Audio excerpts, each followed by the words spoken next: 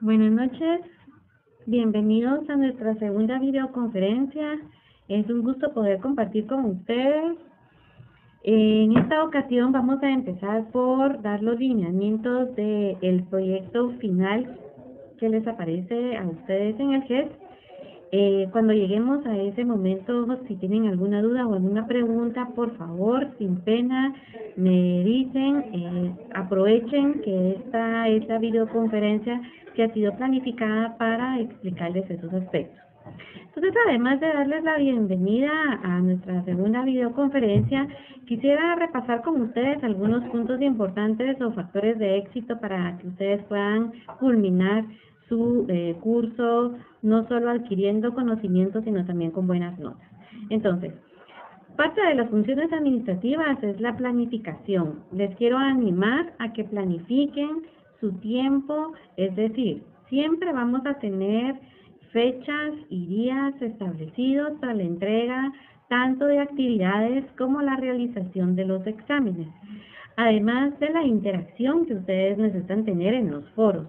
Entonces, les pediría que por favor no pierdan de vista. Sabemos que como humanos en algún momento se nos puede pasar por alto, y entonces, ¿qué podemos hacer? Podemos hacer uso de cualquier recurso.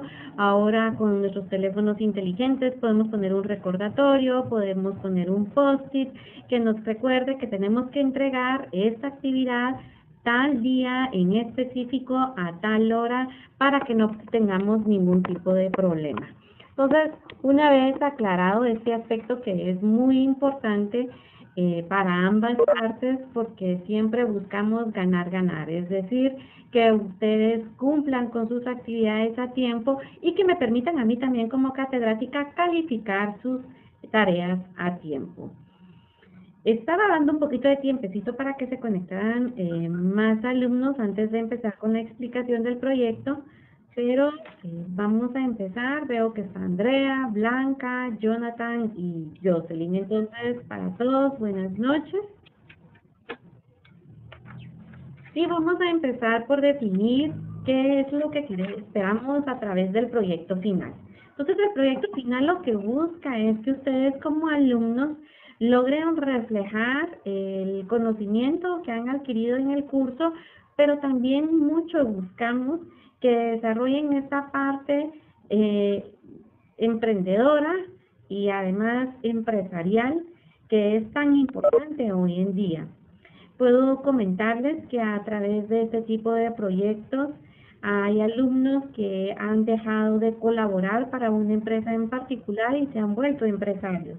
Entonces, básicamente, vale la pena, y por mucho que ustedes no piensen únicamente en hacer un proyecto para salir del paso, sino que piensen en hacer un proyecto para poder otra vez aprovechar que lo plasmaron, que lo planificaron y que lo van a lanzar al mercado.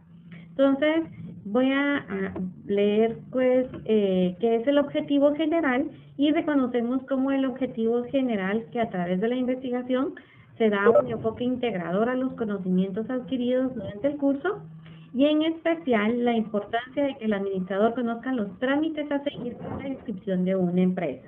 Bien, entonces, ¿qué empresa o qué giro de negocio? Entonces acá se les deja en libertad que ustedes escojan tanto el giro del negocio como el nombre del negocio. Es decir, necesito que piensen en una empresa que ustedes quisieran lanzar al mercado. Les propongo que piensen en una empresa que sea innovadora. ¿Qué es algo innovador? Bueno, cuando hablamos de innovación, hablamos de tomar algo que ya existe, lo voy a mejorar y a partir de eso voy a plantear un nuevo producto o servicio en el mercado. Entonces, a través del proyecto, ustedes van a lograr poner en práctica no solo el conocimiento, sino poder tener algo plasmado como el inicio de un plan de negocios para lanzarlo al mercado. Entonces, ¿cuál es el tema? Son los requisitos para la inscripción de una empresa en el registro mercantil y la posterior inscripción de la empresa ante la SAT. Entonces voy a repetir. Primero, lo que tienen que hacer es pensar en una empresa, mejor si es una empresa que propone un producto o servicio innovador. Una vez ustedes tienen la idea de esta empresa, pues le van a poner un nombre, deberían de desarrollar un logo, un eslogan, y a partir de esto, entonces ustedes van a investigar en internet los pasos a seguir para poder inscribir la empresa ante el registro mercantil y posteriormente ante la SAT. No necesito que ustedes hagan los trámites como tal.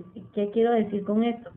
Que la investigación ustedes tengan que adjuntar la patente de comercio de esta empresa, sino lo que busca es que ustedes como administradores sepan los pasos a seguir para registrar una empresa y para estar debida y legalmente establecida en el país. ¿Tienen alguna duda hasta acá?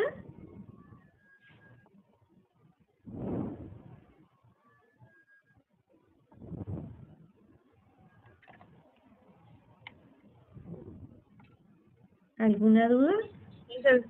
Licenciada, creo que por el momento todavía no. Tal vez conforme usted vaya explicando, tal vez nos van surgiendo más algunas preguntas.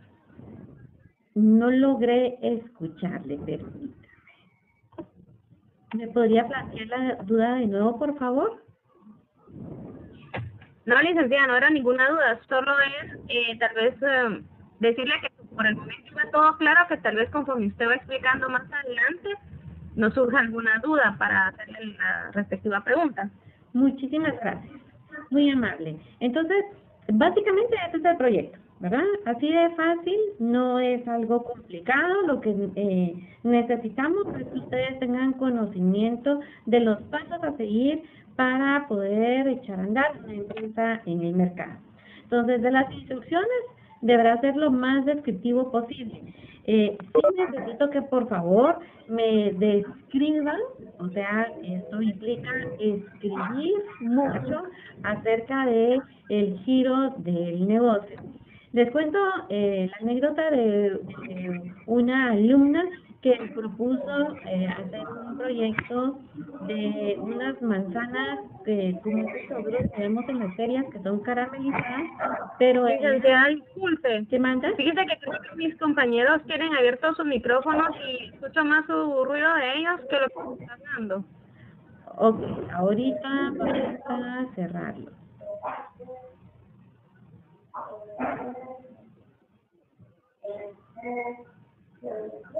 ¿Ahora sí?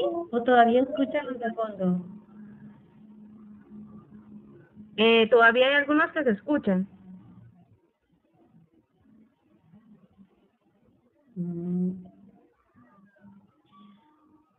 Ahorita sí ya no, licenciada. Muchas gracias. Está bien, con gusto.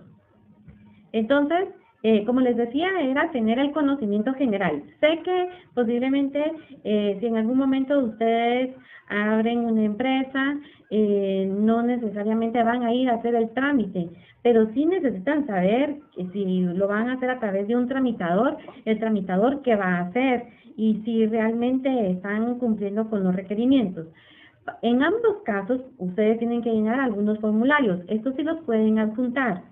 Y voy a regresar a lo que ya les había dicho anteriormente.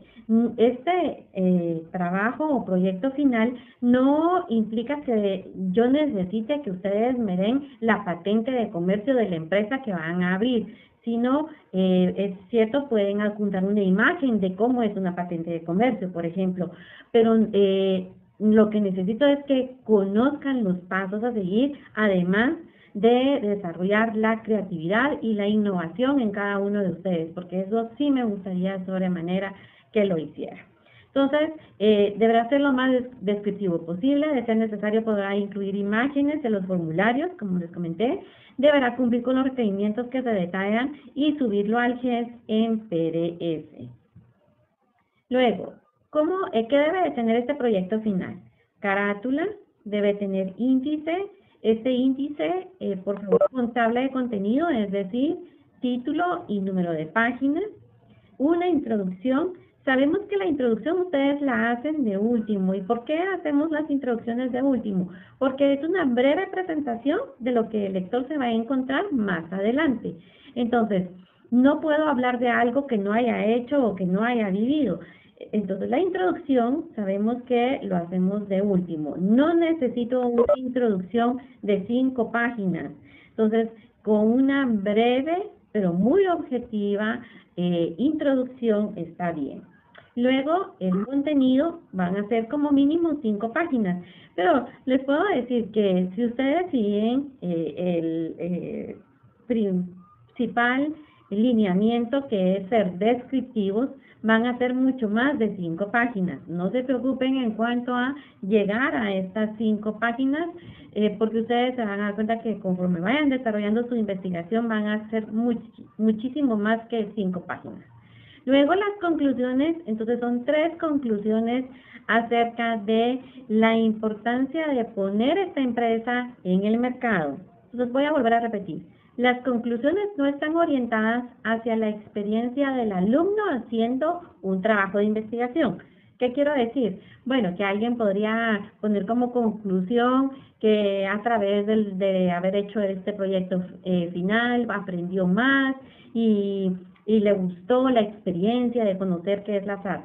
Entonces, no necesitamos eso, por favor. Necesitamos el punto de vista profesional, empresarial, es decir, que sus conclusiones estén orientadas hacia la necesidad de poner en el mercado esta empresa, de cumplir con los requerimientos que el gobierno nos pueda pedir o que están legalmente instituidos. Entonces, otra vez, las conclusiones, la orientación es hacia lo profesional. Y por último, grafía, porque ustedes van a investigar a través del internet, entonces necesito que me pongan el nombre del sitio donde están sacando la información y el link. Y esa va a ser la grafía. Hasta aquí son las instrucciones del proyecto final. Esto lo tienen de entrega para la última semana de nuestro curso. Y entonces, ahora sí, me gustaría escucharles si tienen alguna duda, algún comentario. Aprovechen para que podamos resolver estas inquietudes. Lic, buenas noches. Buenas noches. Disculpe, ¿me podría repetir el último que es grafía que tenemos que hacer ahí, que no oí muy bien? Está bien. Jocelyn, ¿cierto?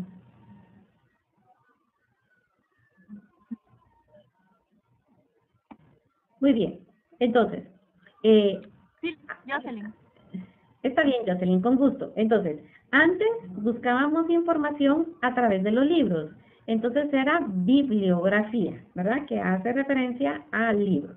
Hoy en día sacamos la información de internet. Es decir, usted se va a meter al sitio del registro mercantil y va a averiguar los pasos a seguir para registrar una empresa y toda la información la va a obtener a través del internet. Entonces es grafía. ¿Y qué es lo que requiere la grafía? Que me ponga el nombre del sitio de donde obtuvo la información y abajo, o en el siguiente renglón, el link.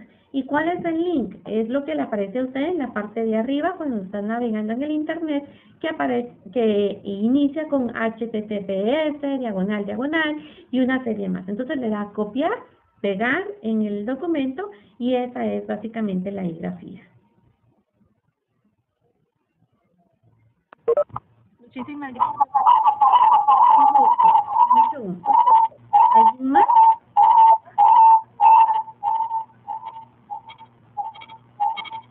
¿Alguna otra duda? Hay un compañero que tiene abierto su micrófono y vuelve a hacer como interferencia, entonces es imposible escucharla, disculpe. Gracias, Blanca. Era el mío, disculpe, dice que mi teléfono tuvo una interferencia, disculpe. Muchísimas gracias, muy amable.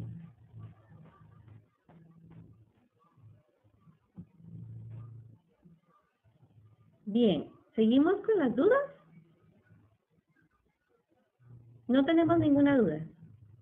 Siempre saben que si durante el transcurso de estos días tuvieran alguna duda, pues por WhatsApp con mucho gusto.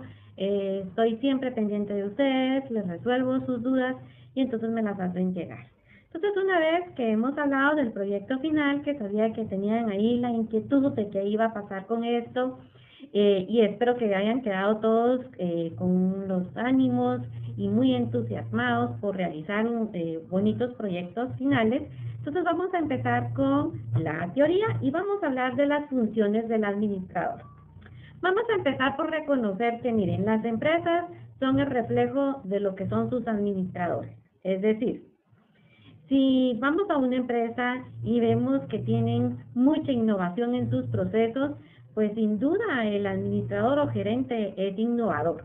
Le gusta buscar información, le gusta saber e implementar cambios dentro de los procesos de su empresa, de manera que ésta se vuelva más productiva y además preste o le dé al cliente una satisfacción total.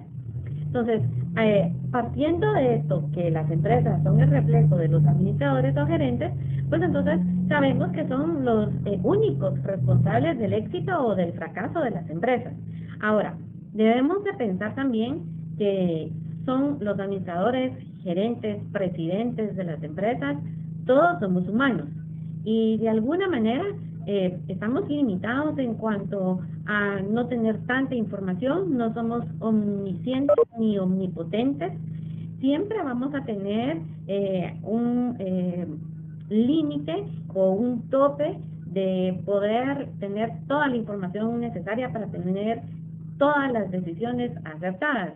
Pero también debemos de reconocer que en la medida en que como administradores o gerentes nos capacitemos, también este grado de incertidumbre o de prueba y error se va a minimizar y nuestra toma de decisiones va a ser más acertada. Entonces también reconocemos que la calidad de una organización está determinada por la calidad de los gerentes. Y los gerentes son los responsables del desempeño de una organización, aunque es difícil determinar si su influencia es buena o mala. ¿En qué sentido? En que nos encontramos también con algunos gerentes o administradores que requieren mucho de sus colaboradores, sin embargo ellos no están dispuestos en ayudar a sus colaboradores, en resolverles dudas, en estar dispuestos a quedarse unos 5 minutos más para poder ayudar a algún proceso en el que sus colaboradores puedan estar como estancados. Entonces, por eso es que hace referencia a que la influencia no necesariamente va a ser siempre buena. Quisiéramos pensar que como gerentes o administradores todos tuvieran ese toque de liderazgo del que vamos a hablar un poquito más adelante, y reconocemos que ¿quién es un líder? Bueno, un líder es la persona que influye en los demás para que hagan las cosas. Y cuando hablamos de influir, entonces estamos hablando de que los colaboradores van a hacer las cosas por convicción. Y cuando hablamos de esa palabra mágica, convicción, estamos hablando de que lo están haciendo por voluntad. Es decir, voluntariamente colaboran para esta empresa y por tanto van a hacer lo que sea necesario para que todo se lleve a cabo tal y como ha sido planificado. Entonces, ahora, ya reconocimos que como gerentes o administradores, pues también podemos fallar porque somos personas, ¿verdad? No tenemos todo el conocimiento ni podemos estar en todos lados al mismo tiempo. Pero también vamos a reconocer que existe un factor importante que puede influir en el éxito o fracaso de las empresas y estos son los factores externos. Los factores externos o fuerzas externas, en estas fuerzas el administrador o gerente no puede influir, es decir, no puede ir y cambiar, por ejemplo, la economía de un país. Entonces, ¿qué es el primer factor que ustedes reconocen acá? Entonces, sabemos que, por ejemplo, en el caso de nuestro país, la economía no es estable y siempre nos podemos encontrar con aspectos como el tipo de cambio que pueda afectarnos y que de hecho algunas empresas que compran materia prima para sus empresas dependen del tipo de cambio y entonces al momento de ver que la moneda se dispara, pues tendrán que tomar la decisión de abstenerse de comprar materia prima o al contrario, ¿verdad? Que el tipo de cambio baja y entonces aprovechan para comprar más materia prima. Pero lo que necesito que visualicen es, todos estos factores económicos no están en manos del administrador, están o son factores externos. Luego tenemos a los clientes y para explicar un poco de los clientes, pues nos podríamos pensar en nosotros mismos y cómo nos hemos vuelto como consumidores.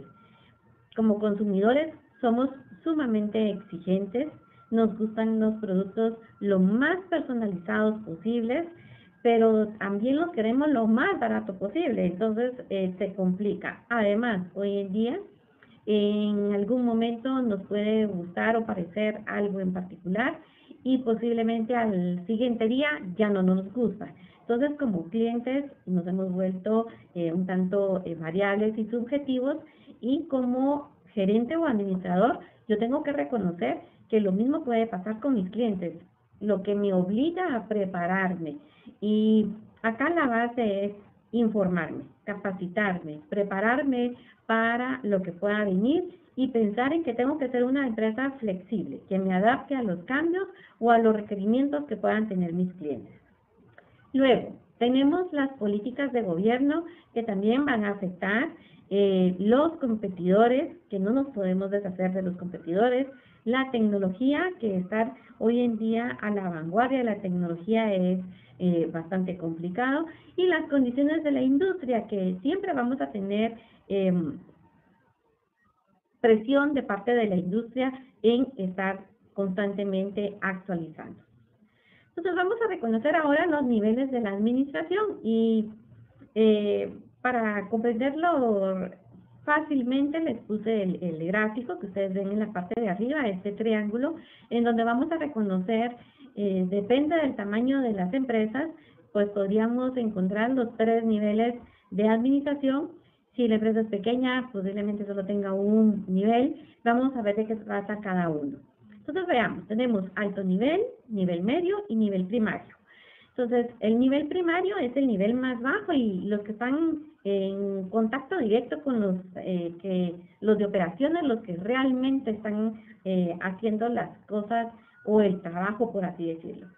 Luego tenemos los administradores a nivel medio que están en contacto con otros administradores y que a su vez pues se comunican con el nivel primario en el caso de transmitir información. Y alto nivel, que lo reconocemos en las empresas como los pocos ejecutivos que tienen altos niveles y que lo reconocemos como el presidente de la empresa, el gerente general. Entonces, eso es, bueno, lo anterior es en cuanto a los niveles jerárquicos de la administración. Ahora vamos a ver las funciones del administrador como tal. Entonces, las funciones hace referencia más a las acciones que el gerente tiene que realizar. Entonces, vamos a encontrarnos con funciones interpersonales y funciones informativas.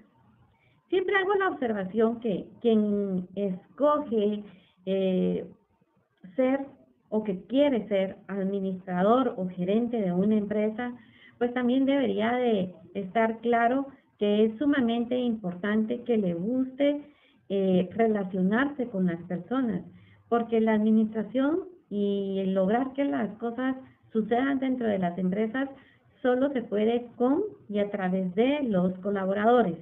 Básicamente, si a mí no me gusta relacionarme con las personas, pues va a ser muy complicado para mis colaboradores. Si no me gusta comunicarme con los demás, he logrado en mi experiencia escuchar a gerentes o administradores que me dicen, es que mire usted, eso de hablar con la gente no me gusta, a usted la gente no entiende, o es que los colaboradores, mire, de verdad que uno les repite las cosas y no hay manera. Pues puedo decirles que es un pensamiento muy pobre de parte de este administrador, y más que juzgar a los colaboradores o a sus trabajadores, debería de autoevaluarse o autoanalizarse y pensar qué relación está teniendo él con ellos, de manera que no está alcanzando las metas y los objetivos. Entonces, miremos las funciones interpersonales, una figura directiva. Bueno, el administrador tiene claramente definida la misión y la visión de la empresa. Y dice claramente, ¿verdad? Entonces no duda, no titubea, no piensa que hoy la misión puede ser esta o mañana mejor la cambia. Aunque voy a hacer la observación, la misión y la visión de las empresas pueden cambiarse según estas van creciendo. Por ejemplo, podríamos pensar en una empresa que nace siendo una empresa que va a trabajar de manera local o solo en el país y hace la transición a ser globalizada. Entonces, ¿debería de cambiar la misión y la visión? Por supuesto que debería de cambiar. También debería de cambiar el organigrama, por ejemplo, porque están creciendo. Entonces, cuando hablaba de que el administrador es una figura directiva, decimos que, miren, si pensamos en un barco, pues cualquiera puede timonear o puede tomar el timón del barco, mas no cualquiera sabe hacia dónde van, y por eso es que necesitamos a esa figura directiva. Entonces, siguiendo con el ejemplo del barco, podemos considerar a un colaborador que toma el timón del barco y está únicamente dando vueltas en círculo, ¿verdad? Y según él, está timoneando muy bien y las cosas van muy bien.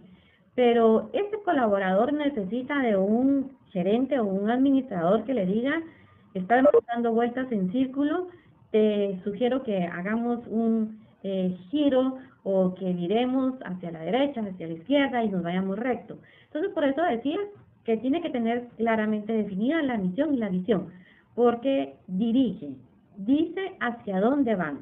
Entonces, no podemos pensar en un administrador que ni él sepa hacia dónde van como empresa, porque otra vez en una función interpersonal es la figura directiva.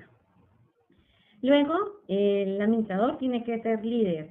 Y si me preguntaran si existen gerentes o administradores que no son líderes, pues sí, ¿verdad? Tristemente existen. Sin embargo, nosotros tratamos, tanto como universidad y en lo personal, que ustedes sean agentes de cambio y que desarrollen este liderazgo, aunque aún así no estén ejerciendo puestos, digamos, de gerencia o administrativos, sino desde el lugar en donde estén. No importa el nivel jerárquico que ocupen, pero que sí desarrollen ese liderazgo. ¿Qué es ser un líder? Es influir en los demás, influir de forma positiva. Necesitamos en las empresas y por mucho a esta persona que llegue y nos bien contagie, en el sentido de decirnos qué bueno que tenemos trabajo, qué bueno que hay un proyecto, qué bueno que están haciendo que reforcemos nuestras fortalezas, que trabajemos en nuestras áreas de oportunidad, que nos den la oportunidad de poder hacer las cosas que nos gustan y que encima recibamos un salario. Entonces, básicamente es tener un pensamiento positivo y transmitirlo hacia los demás. Y no encontrarnos con personas con falta de liderazgo o gerentes que sus colaboradores se acercan con alguna duda, con alguna inquietud y siempre se van a encontrar una puerta cerrada. Ya ustedes en el foro estuve leyendo ahí cómo estuvieron interactuando con esto de la administración a puertas abiertas y ya ustedes saben que esto no funciona, no nos permite ser más productivos.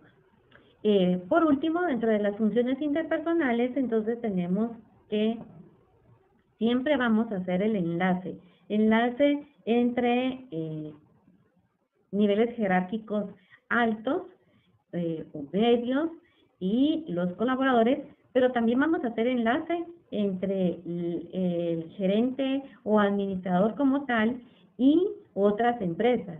Entonces, por eso que también pensamos en lo importante que es que el administrador represente bien a la empresa en cualquiera de los roles que pueda tener o funciones. Luego de las funciones informativas. Entonces, Dentro de las funciones básicas de la administración, que sabemos que son planeación, organización, dirección y control, entonces dijimos que planeación es anticiparnos al futuro y que el control nos permite evaluar para posteriormente reencauzar. Y justo la función de seguimiento se relaciona con el control, es decir, di instrucciones, ya establecí una estrategia, la transmití a mis colaboradores o subalternos, pero sí tengo que regresar a evaluar si realmente se está cumpliendo con lo que se planificó, y de no ser así, entonces voy a reencauzar. Pero dar seguimiento sumamente importante. De divulgación, bueno, porque siempre vamos a tener que estar transmitiendo información. De hecho, puedo decirles que reconocemos en los seres humanos como personas que somos en la mayoría de los casos resistentes al cambio. Entonces, pero ¿cómo podemos minimizar este tema que es tan importante en las empresas? El hecho de que el administrador planificó algo, creó una estrategia, es decir, nos da los pasos a seguir, se transmiten a los colaboradores, y cuando la información llega a los colaboradores empieza a haber esa resistencia al cambio, ¿verdad?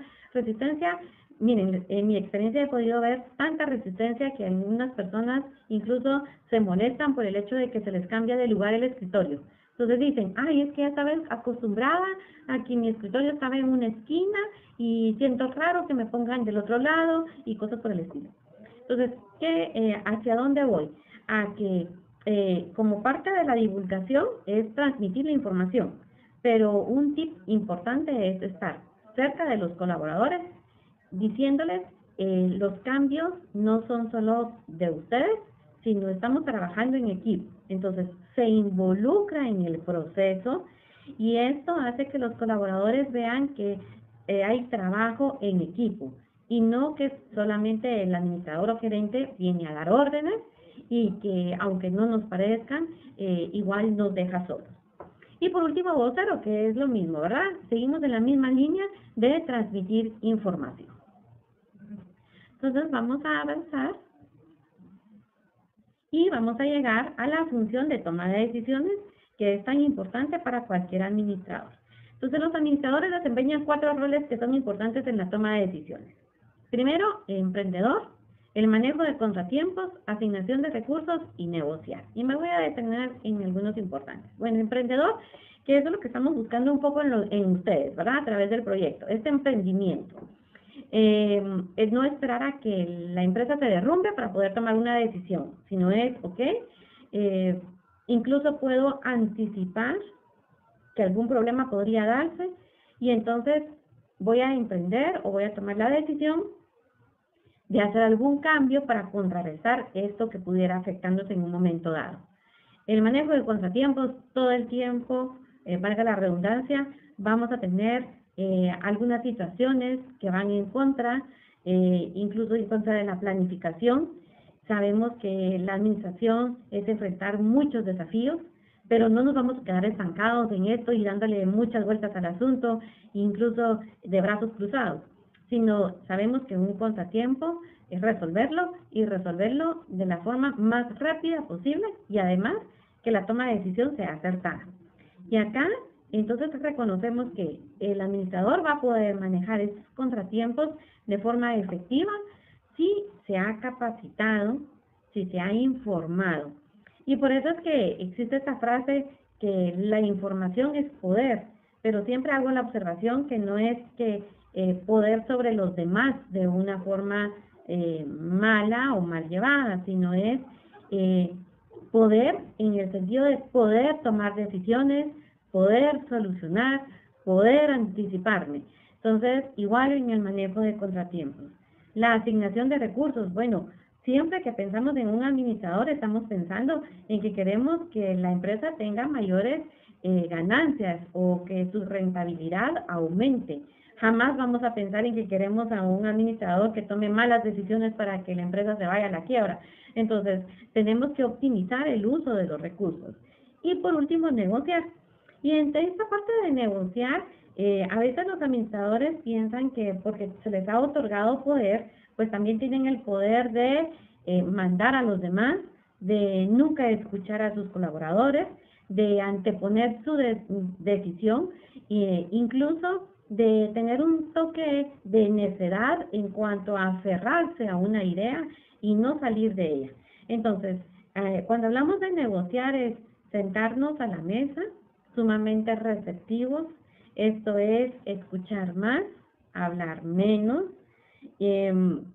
dar la oportunidad a la otra parte para poder escuchar su punto de vista, y una vez tenemos y comprendemos el punto de vista de la otra parte, entonces entrar a la negociación como tal y llegar a la solución del conflicto. ¿Alguna duda hasta acá antes de entrar a la cultura organizacional?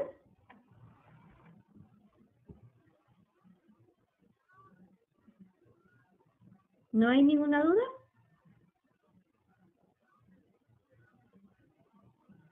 Bien, voy a continuar entonces. Y vamos a hablar un poco de la cultura organizacional. Reconocemos que la cultura organizacional es un sistema de significación compartida por los miembros de una organización que determina en gran medida la forma en que actúan sus empleados o colaboradores.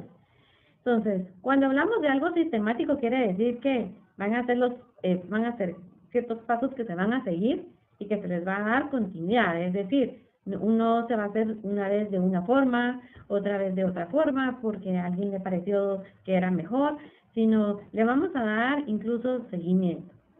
Para entrar al tema de la cultura organizacional, quiero comentarles el caso de esta empresa, que es una empresa que es en línea, el nombre es Zappos.com.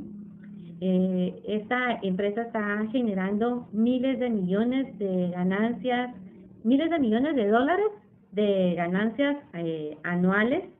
¿Y cuál es la parte fundamental o cuál ha sido el factor de éxito de esta empresa? Bueno, la cultura organizacional que ha desarrollado. Entonces, ellos como empresa dicen que buscan la felicidad de sus consumidores. Y la cultura que transmiten hacia sus colaboradores es una cultura de poder y de tomar decisiones. Es decir, le dicen a sus colaboradores que cuando un cliente llame, por ejemplo, reclamando algo o manifestando que algún producto o, bueno, venden ropa y zapatos, entonces digamos que algún par de zapatos no llena sus expectativas, pues la empresa les autoriza a sus colaboradores que si fuera necesario hablar con ese cliente durante 1 hora por teléfono, lo pueden hacer, pero lo que necesitan es que al final de la llamada el cliente se sienta feliz, tal y como es uno de los objetivos de la empresa. Entonces, la cultura fomenta la delegación de poder en sus colaboradores les da la libertad de poder hacer lo que crean que sea oportuno, de manera que este cliente se sienta 100% satisfecho. Entonces, no solo delegan poder, sino que también tienen establecidos algunos valores y que les sirven de base para la cultura organizacional. Entonces, valores como que, les voy a mencionar el valor número 3 que tienen, que hace referencia a crear diversión y un poco de locura en cada una de las transacciones que se lleven a cabo. Entonces ellos le dicen a sus colaboradores, usted puede ser sumamente relajado cuando hable con un cliente, incluso si el cliente está sumamente receptivo y quiere bromear o de alguna manera ser amable, pues usted como colaborador puede ser tan amable como el cliente lo requiera.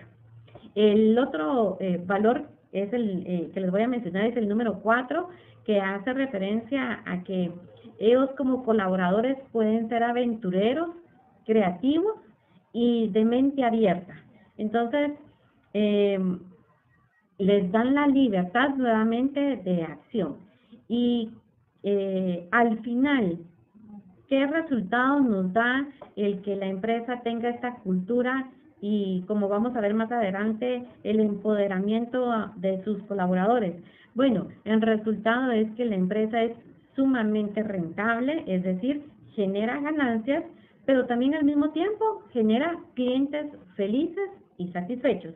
Así es que los invito, si en algún momento pueden ingresar al sitio de zappos.com y van a ver la calidad de productos que ellos están vendiendo, y ahora ustedes ya saben un poco, o mejor dicho, ya saben cuál es la base de ese éxito, que es la cultura organizacional. Entonces, miren, ¿quién piensa la cultura organizacional en las empresas? El administrador. El administrador es el que tiene que sentarse a planificar cómo quiere que se lleven las relaciones dentro de sus colaboradores en la empresa. Y es así como reconocemos que las empresas van a tener una cultura fuerte o una cultura débil.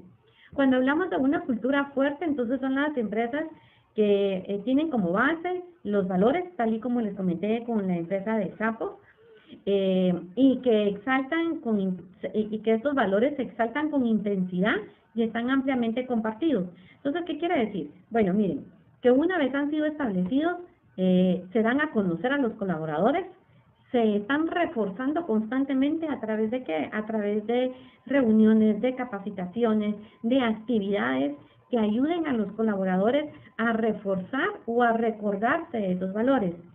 Y entonces quiero acá que tomemos en cuenta algo importante, y es, ya dijimos que los administradores o gerentes son personas que son humanas, tal y como son los colaboradores. Entonces, si yo sé que mis colaboradores en el día a día están involucrados en muchas actividades que pueden ser sumamente importantes o que incluso pueden llegar a tener un nivel de dificultad alto, entonces vale la pena y por mucho establecer estos valores, compartirlos o transmitirlos, pero también asegurarme de estarlos reforzando constantemente, porque sé que en el día a día, en el desarrollo de las actividades, pueden pasar por alto un valor que sea muy importante y que pueda afectar la empresa. Por otro lado, tenemos la cultura débil, que son las organizaciones que no aclaran qué es importante para la empresa y qué no lo es. Y a través de esto, pues entonces también le estamos dando una falta de claridad hacia sus colaboradores. Entonces podríamos pensar en el caso de Zappos.com, que ellos no tuvieran una cultura y que le dijeran a sus colaboradores, miren, realmente aquí contesten llamadas, si se tardan, bueno, y si no, pues está bien, bueno, la verdad es que no sabemos ni siquiera si está bien tardarse o no, cada quien lo puede hacer a su forma. Bueno, entonces serían como instrucciones como muy ambiguas. Sus colaboradores no se sienten ni siquiera seguros porque no saben en realidad ni qué es importante para la empresa ni qué no lo es. Y cuando la empresa quiera resultados, sin duda no va a tener los resultados esperados, y entonces sí van a venir una serie de reclamos. Entonces, mi sugerencia es que se tenga establecida una cultura fuerte en donde se definan claramente los valores de la empresa y que se tenga una continuidad o que se le dé seguimiento a esta cultura. Entonces, pero ¿cómo aprenden los colaboradores o los empleados la cultura en las empresas? Bueno, a través de anécdotas, porque siempre vamos a reconocer que habrán colaboradores que tienen más tiempo trabajando en la empresa y que puedan venir con los demás y contarles. Voy a seguir usando el mismo ejemplo de Zappos. En este caso podría ser un colaborador que ya tiene bastante tiempo de trabajar en la empresa, que se pueda acercar a uno que es nuevo y comentarle aspectos como, bueno, mira, la empresa te da la libertad de hablar el tiempo que sea necesario. Lo que nos interesa es que el cliente se sienta satisfecho. Y te puedo contar el caso de un cliente que yo tuve, que me llamó sumamente molesto, pero yo le presté mucha atención, me fui adaptando a los requerimientos, sabía que tenía libertad en la toma de decisión hasta que le resolví su problema. Entonces, esta sería una anécdota. Rituales, que son básicamente actividades que los colaboradores hacen dentro de las empresas de forma repetitiva y que pueden ayudarnos también a ir reforzando estos aspectos de la cultura. Tenemos símbolos materiales. Reconocemos algunas empresas que en los baños, por ejemplo, en las puertas de los baños ponen algunos de los valores, en los elevadores ponen a veces algunas pantallas que están refrescando, diciéndoles a sus colaboradores algunos de estos valores. También a través de, por ejemplo, las pantallas de descanso de las computadoras o las de inicio, a través de las tazas donde toman café, los lapiceros. Bueno, el punto importante es no perder de vista que necesitamos estar reforzando de forma continua y permanente la cultura de la empresa. Y a través del lenguaje, que podría ser capacitaciones, reuniones, y de manera verbal, entonces, aprender o reforzar la cultura. Nos vamos a encontrar también con una serie de retos de la cultura organizacional, por ejemplo, la falta de participación de los colaboradores. Entonces, también he podido ver cómo en algunas empresas que quieren trabajar la cultura de sus colaboradores, muy entusiasmado, el gerente propone algunas reuniones o capacitarles en algo en particular, y la actitud de los colaboradores entonces es como, qué aburrido. Ay, no, es que estoy perdiendo el tiempo. Ay, eso ya lo sé, pero ¿por qué me lo tiene que decir otra vez? O, bueno, mientras estoy acá, tengo un montón de cosas que hacer allá en mi escritorio. Entonces, yo les diría que esto de trabajar a través de las personas es muy fácil de decir, sin embargo, en el día a día es la parte más difícil que nos pueda tocar como administradores o gerentes. Pero también puedo decirles que si nos preparamos, pues vamos a sacar adelante nuestros proyectos y sin duda vamos entonces a hacer que los colaboradores sean participativos, por ejemplo, ¿verdad? Bueno, también otro reto es la libertad, la confianza y franqueza, tiempo para las ideas, diversión y humor, solución de conflictos, debates y toma de riesgos que puedan existir. Y llegamos a este tema que es sumamente importante para mí, y qué bueno que estamos a tiempo. Entonces, en términos administrativos, ¿qué vimos a través del caso de Zappos.com? El empoderamiento de sus colaboradores. Eso es nada más y nada menos. Entonces, miremos la definición. Dice que es un proceso estratégico que busca una relación de socios entre la organización y su gente. Aumenta la confianza, responsabilidad, autoridad y compromiso para servir mejor al cliente. Entonces me voy a detener en algunas palabras clave. Primero, es un proceso porque sabemos que debemos de seguir ciertos pasos lógicos hasta lograr llegar a establecerlo. Estratégico porque nos da un camino a seguir. Y acá viene una palabra clave y dice, busca la relación de socios entre organización y su gente.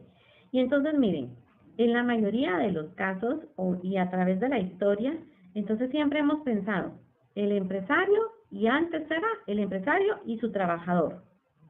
Luego fue el empresario y su colaborador. Y actualmente entonces pensamos en el empresario y su socio. Entonces vamos a reconocer en mi colaborador la parte perfecta o el complemento perfecto para alcanzar las metas y los objetivos. Me gustaría que me dijeran si alguno de ustedes conoce alguna empresa que en lugar de decir colaboradores o trabajadores, los reconozca como socios. Les escucho.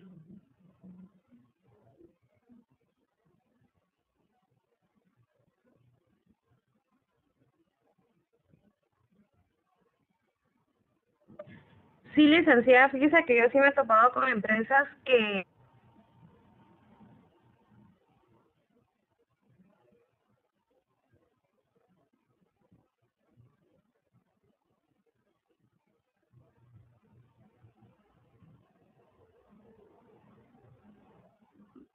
Blanca me estaba hablando.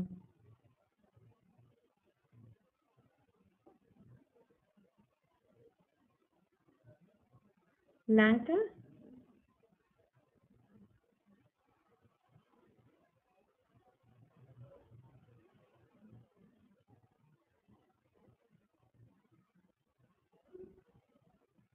No le escucho. Ahora sí, licenciada, disculpe. Ahora sí, gracias Blanca. Muchas gracias por el aporte, le escucho. Yo le comentaba que yo sí me he dado cuenta en el sector turístico, en lo que es hotelería. Ahí tratan a los colaboradores como socios y comúnmente son las empresas internacionales, no nacionales. Así es, gracias, gracias. Y puedo decirles que los colaboradores se sienten más comprometidos, es decir, si sentimos que nosotros formamos parte de una empresa y que nuestras acciones ayudan directamente hacia alcanzar las metas y los objetivos y que de esta manera también yo voy a ser reconocido, pues me voy a esforzar, ¿verdad? Y no voy a ser aquel trabajador que llega a la empresa a perder el tiempo, pero que sí reclama mucho, ¿verdad? Y requiere mucho de la empresa, pero que no está comprometido. Entonces, regresemos otra vez al tema del empoderamiento. Las características de equipos con empowerment o empoderamiento, entonces se comparte el liderazgo y las tareas administrativas.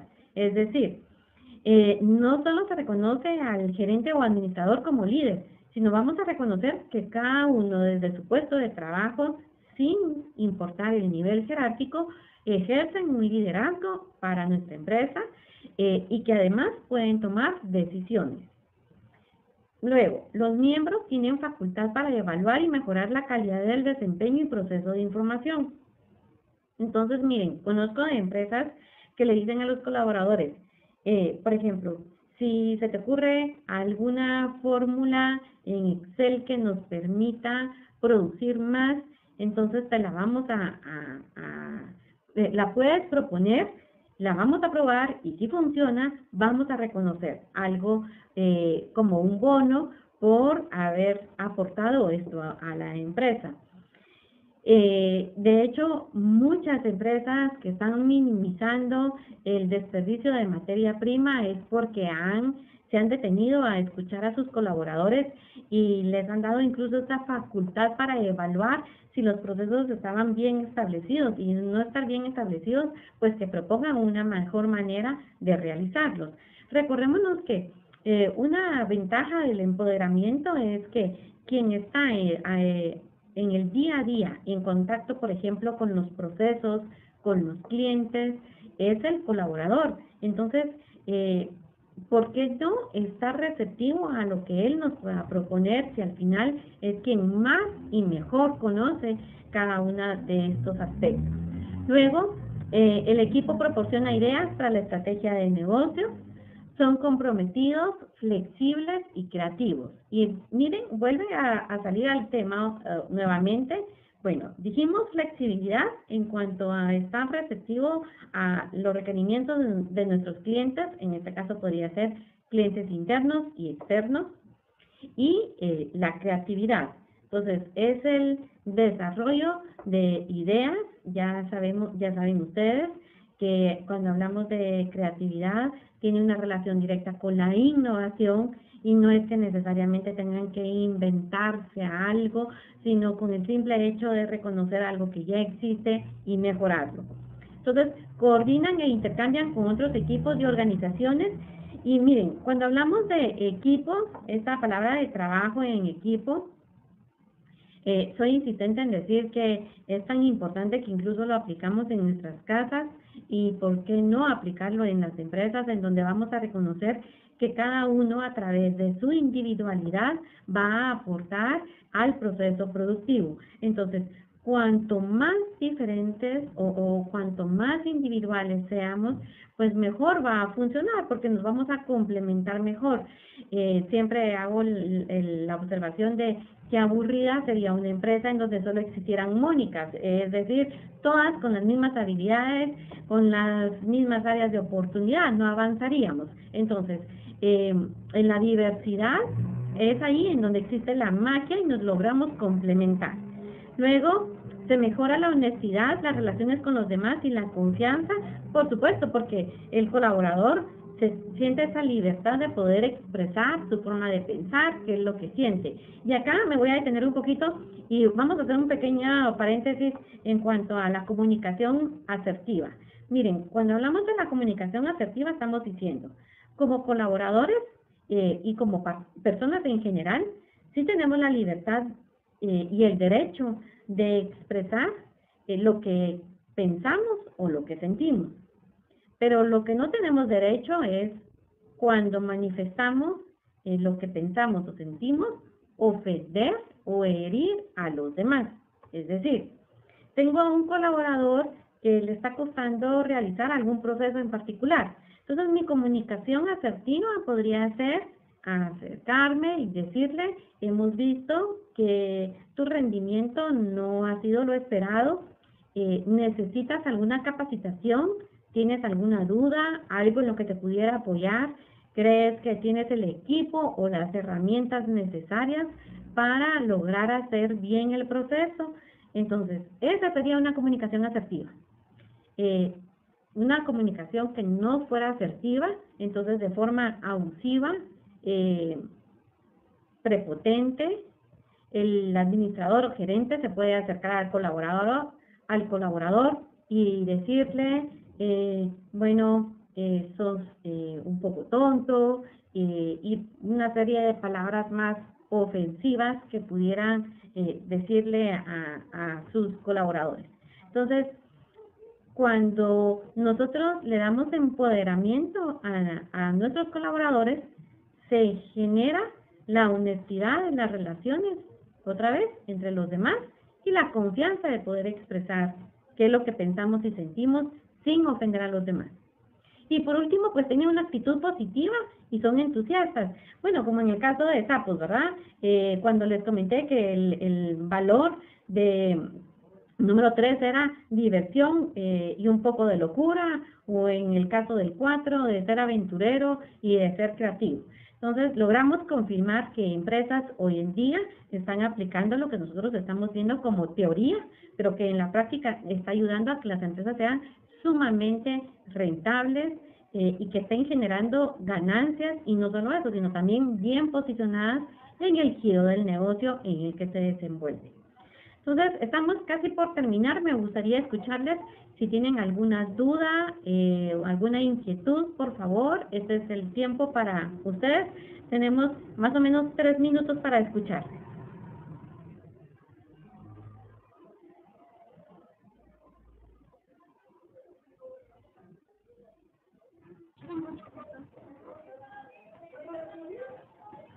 Buenas noches, licenciada.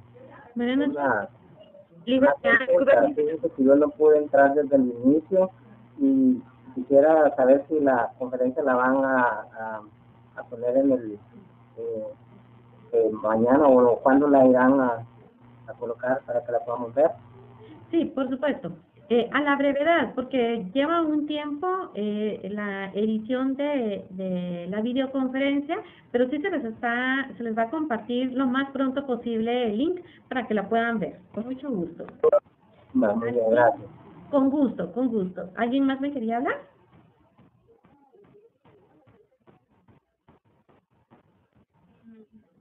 Licenciada, buenas noches. Mi tema tal vez se va a salir un poquito de lo que usted habló, pero yo pude leer las actividades que usted nos dejó para esta semana. Sí. Y habla algo sobre administración, sobre diferentes aspectos de los que usted no mencionó durante su contenido. La verdad no he leído todo su contenido, solo al inicio, pero no, por el momento no hizo mención sobre algunos países, entonces me crea un poquito de duda. Pero, ¿qué es? Es que fíjese que casi no le entendí por qué se le cortaba.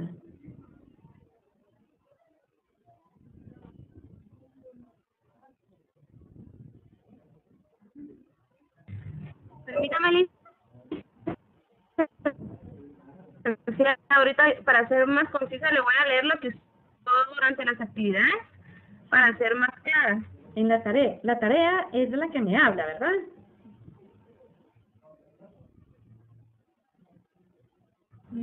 Así O sea, Ok, acá la tengo a la vista. ¿Qué punto de la tarea es la que tiene un poquito de dificultad? En la número 5. mire, el punto no sé, pero era, yo creo que era la última, era lo que usted hacía referencia de la administración de otros países, Ah, ok. en otros países. Sí, gracias. Entonces, ¿a qué se refiere? Mire, por ejemplo, en Francia reconocemos que el gobierno francés busca que todos sus ciudadanos tengan una plaza de trabajo y eso hace referencia a cómo están siendo administradas. Bueno, ¿qué otro ejemplo le podría dar? En Alemania los administradores son como muy objetivos en cuanto a dar las instrucciones a sus colaboradores. Entonces lo que necesitamos es que usted busque la administración en 5 diferentes gobiernos, es decir, cómo es la administración en Japón, en qué se basa, por decirle un ejemplo, o en México, en qué se basa la administración. Al poner así, usted va a encontrar más información, pero básicamente a eso se refiere.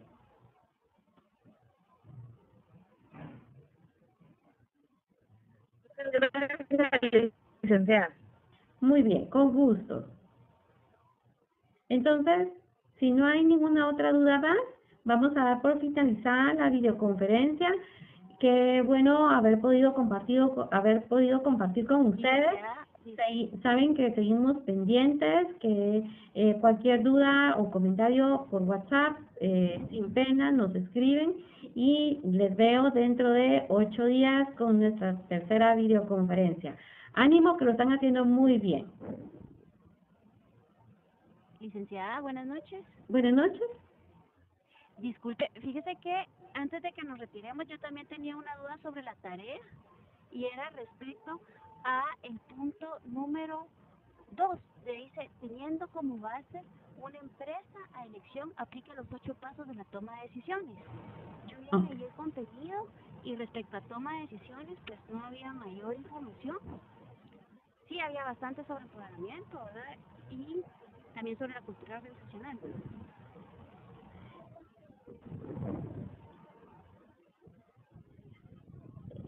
Mire, sí había de toma de decisiones, pero si no está como muy extensa la información y necesita que le envíe más información, pues se la hago llegar tal vez como un complemento o le estaría consultando al licenciado María cómo pudiera hacer para hacerles llegar la información y con gusto yo le estoy dando los 8 pasos a seguir.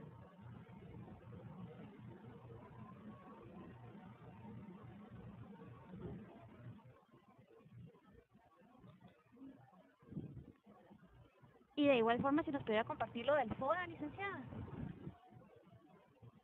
Ok, estoy revisando la unidad porque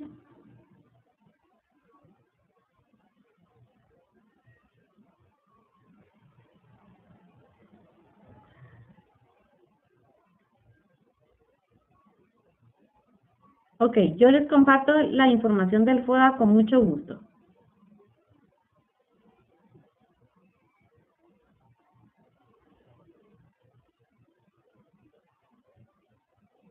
¿Alguien más?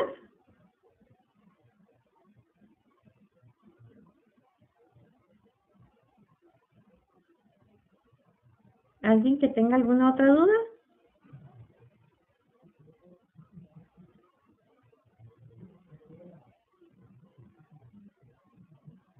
Licenciada, otra pregunta, lo de la actividad 1 que usted menciona que hay que hacer ejemplos de misión, visión, valores, ¿hay que hacer un ejemplo por cada uno o un ejemplo que englobe todo? No. Como dicen 3 ejemplos, creo.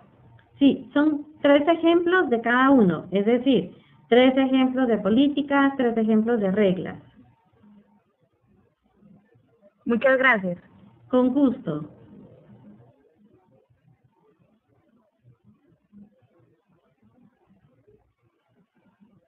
Lick, una pregunta. La pregunta anterior que preguntó esta chica, dijo reglas, políticas y procedimientos o solo reglas y políticas. No, entonces Diferencia entre políticas y reglas y presentar 3 ejemplos de cada uno. Ok, no de procedimientos, de procedimientos. No de procedimiento. Ok, perfecto. Gracias, Liz.